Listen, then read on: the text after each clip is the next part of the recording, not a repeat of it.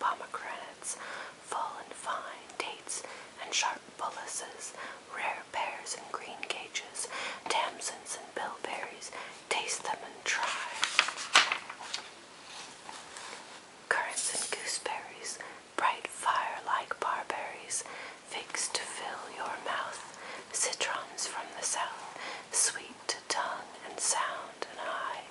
Come by, come by. Laura bowed her head to hear. Lizzie veiled her blushes, crouching close together in the cooling weather, with clasping arms and cautioning lips, with tingling cheeks and fingertips, like close. Laura said, breaking up her golden head, we must not look at goblin men. We must not buy their fruits. Who knows upon what soil they fed their hungry, thirsty roots? Come by, call the goblins, hobbling down the glen. Oh, cried Lizzie, Laura, Laura, you should not peep at goblin men. Lizzie covered up her eyes, covered close lest they look. Laura reared her glossy head and whispered like the restless brook, look, Lizzie, down the glen tramp little men. One hauls a blanket, one bears a plate, one lugs a golden dish of many pounds weight. How fair the vine must grow!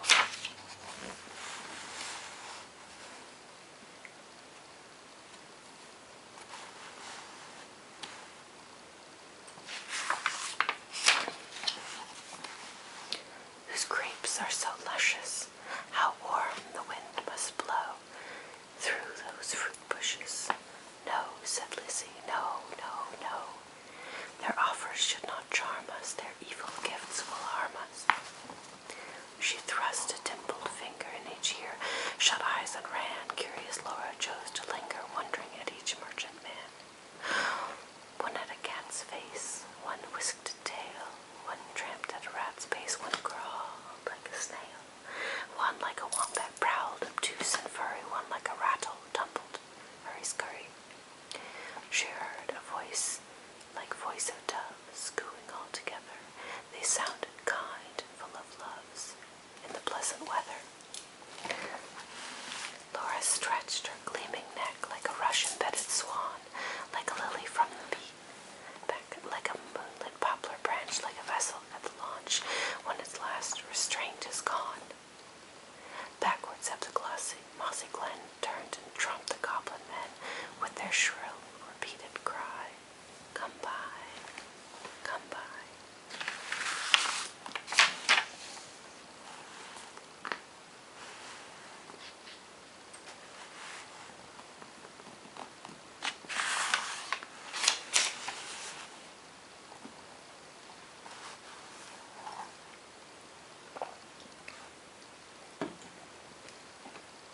When they reached where Laura was, they stood stock still upon the moss, leering at each other, brother with queer brother, signaling each other, brother with sly brother. One set his basket down, one reared a plate, one began to weave a crown of tendrils, leaves, and rough knots brown, and men sell not such in any town. One heaved the golden weight of dish and fruit to offer her. Come by, was still their cry. Laura stared but did not stir, longed but had no money. The whisk-tailed merchant bade her taste in tones as smooth as honey. The cat-faced purred, the rat-faced spoke a word of welcome,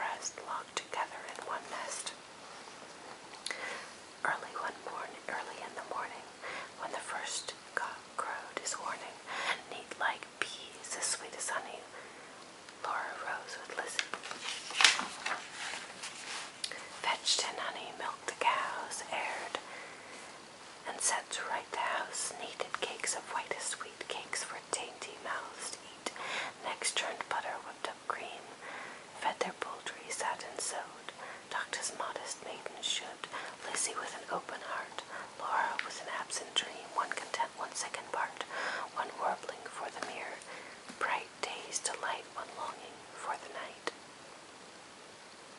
At length slow evening came. They went with pitchers to the reedy brook, Lizzie most placid in her look, Laura most like a leaping flame. They drew the gurgling water from the deep. Lizzie plucked purple and rich golden flags, then turning homeward said, the sunset flushes those furthest, loftiest crags. Come, Laura, not another maiden lags, no willful squirrel wags. The beasts and birds are fast asleep. But Laura loitered, still among the rushes, and said the bank was steep, and said the hour was early still, the dews not fallen, the wind not chill, listening ever, but not catching the customary cry, come by,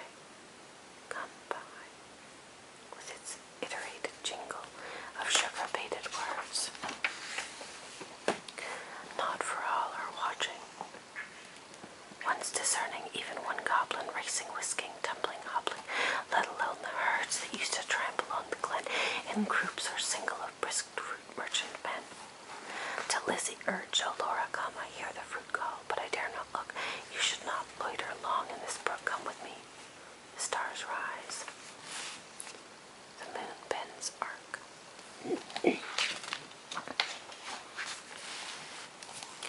Each glowworm winks her spark. Let us get home before the night grows dark, for clouds may gather through this, as though this is summer weather. Put out the lights and drench us, though.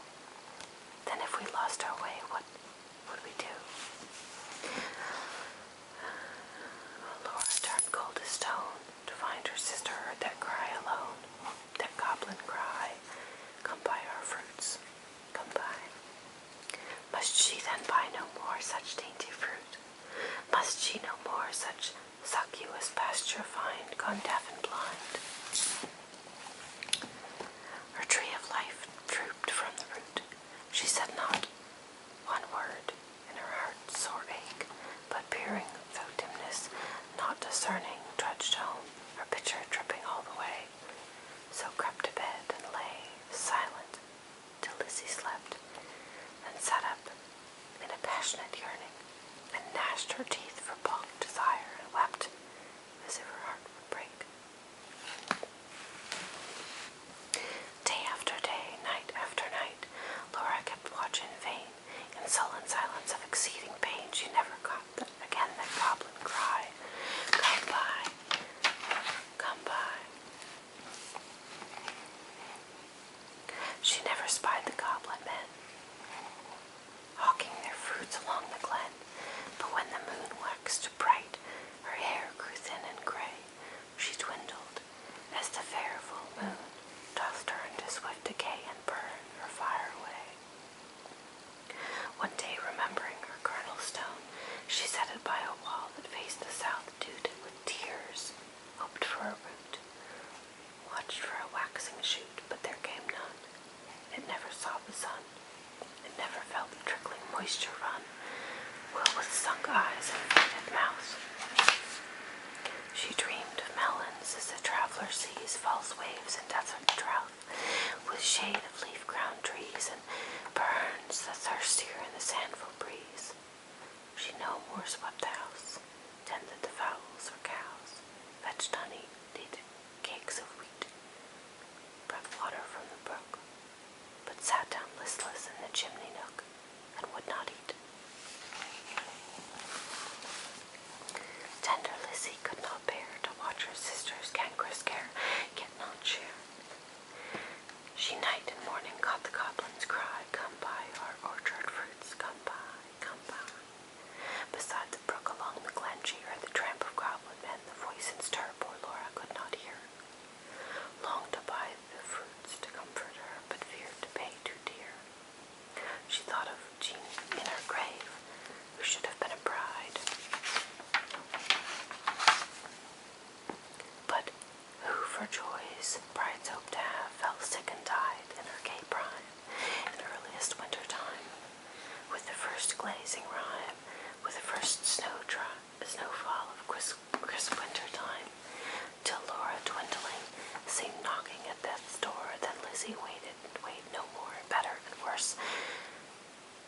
silver penny in her purse, kissed Laura, crossed the heath of clumps of firs. At twilight, halted by the brook, and for the first time in her life, began to listen and look. Twilight laughed every goblin when they spied her peeping, coming towards her, hobbling, flying, running, leaping, puffing, blowing, chuckling, clapping, crowing, clucking, and gobbling, mopping and mowing, full of airs and graces, pulling wry faces, demure grimaces, cat-like and rat-like, rattle and wombat-like, snail-paced and hurry, parrot-voiced and whistler, helter-skelter, hurry-scurry, chattering like magpies, fluttering like pigeons, gliding like fishes, hugged her and kissed her, squeezed and caressed her, stretched up their dishes, panniers and plates. Look at her apples, russet at dawn, bob at our cherries.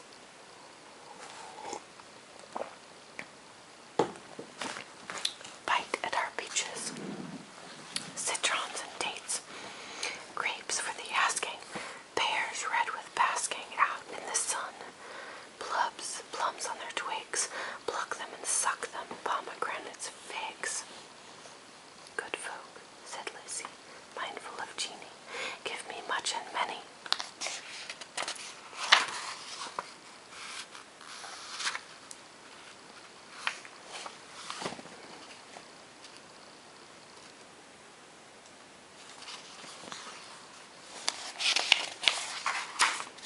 Held out her apron, tossed them her penny. Nay, take a seat with us, honor and eat with us. They answered, grinning, our feast is but beginning yet. Night is early, warm and dew pearly, wakeful and starry. Such fruits as these no man can carry. Half their bloom would fly, half their dew would dry, half their flavor would pass by.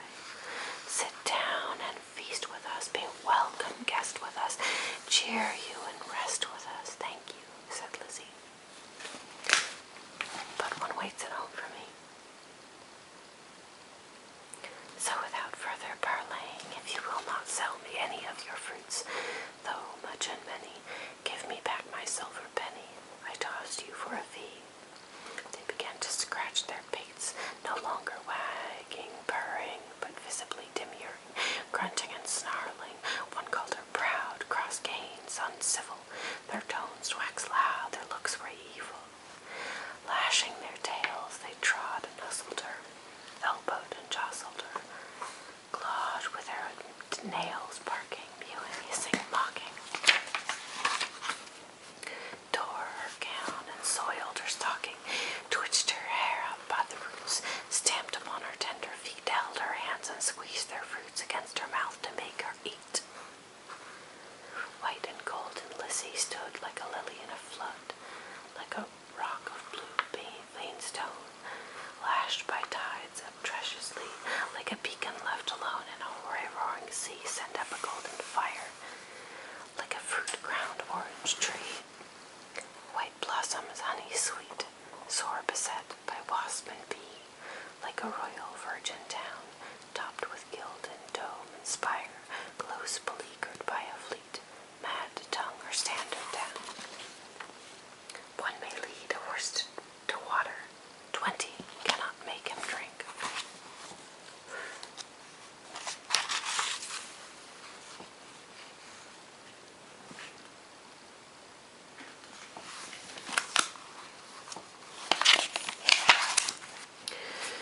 Though the goblins cuffed and caught her, coaxed and fought her, bullied and besought her, scratched her, pinched her, black as ink, kicked her and knocked her, mauled her and mocked her, Lizzie uttered not a word, would not open lip from lip, lest they cram a mouthful in, but laughed in heart to feel the drip of juice that syruped all her face and lodged in dimples of her chin and streaked her neck, which quaked like curd.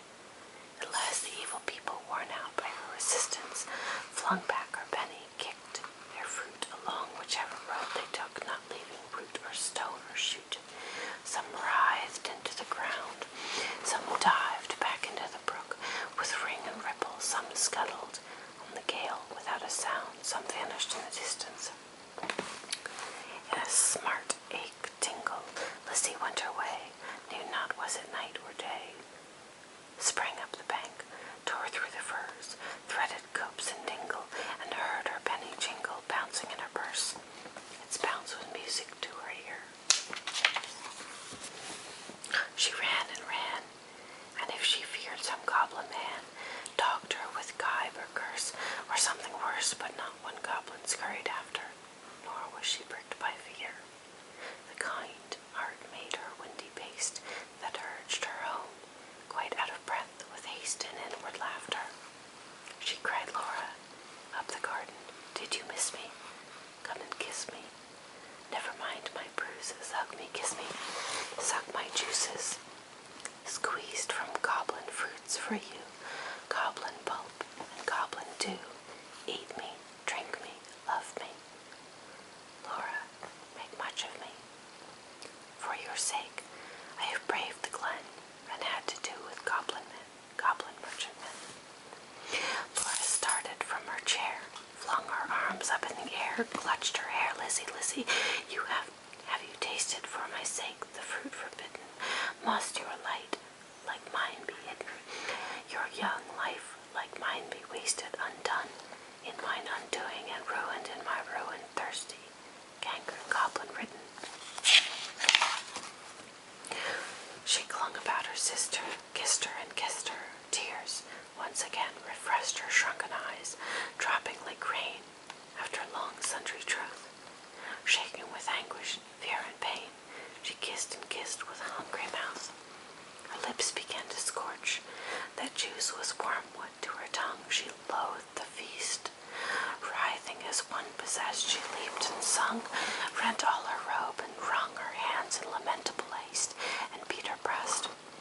Her locks streamed like a torch, borne by the racer at full speed, or like the mane of horses in their flight, or like an eagle when she stems the light straight toward the sun, or like a caged thing freed, or like a flying flag when armies run.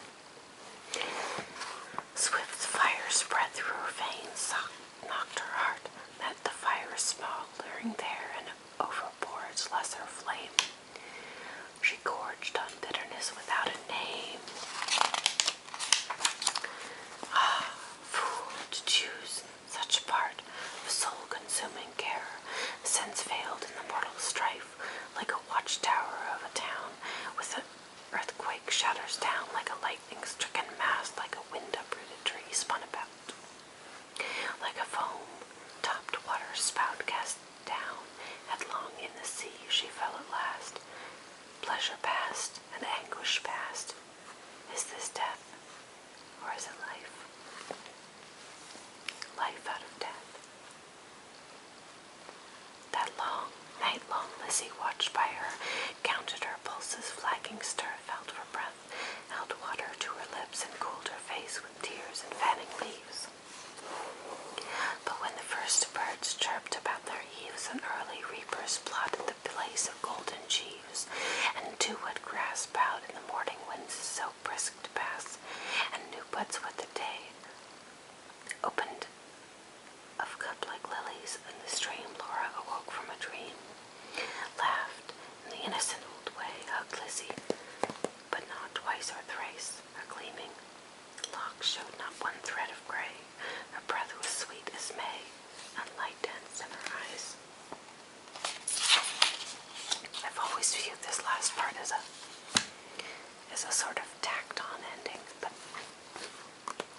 days, weeks, months, years afterwards, when both were wives, with children of their own, their mother hearts beset with fears, the lives bound up in tender lives, Laura would call the little ones and tell them of her early prime, those pleasant days, long gone, of not returning time, would talk about the haunted glen of wicked, quaint fruit merchantmen. Their fruits like honey to the throat, but poison in the blood. Men sell not such in any town. Would tell them how her sister stood in deadly peril to do her good and win the fiery antidote. Then joining hands to little hands would bid them cling together is no friend like a sister in calm or stormy weather, to cheer one in the tedious way, to fetch one if one goes astray, to lift one if one totters down, to strengthen whilst one stands.